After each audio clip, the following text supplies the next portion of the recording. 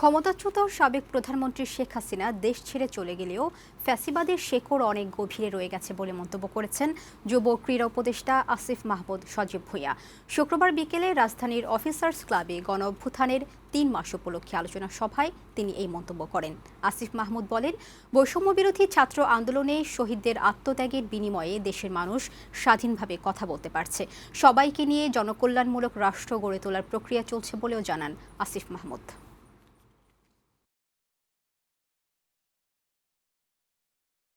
গণঅভ্যুত্থানে যারা রাজপথে নেমে এসে জীবন দিয়েছে তাদেরকে রাজনৈতিক শক্তি হিসেবে আবির্ভূত হতে হবে।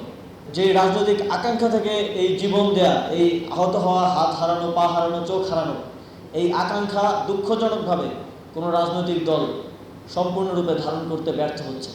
এভাবে চলতে থাকলে আমি শঙ্কা করছি এই রক্তক্ষয়ী অভ্যুত্থান ব্যর্থতায় পর্যবসিত হবে।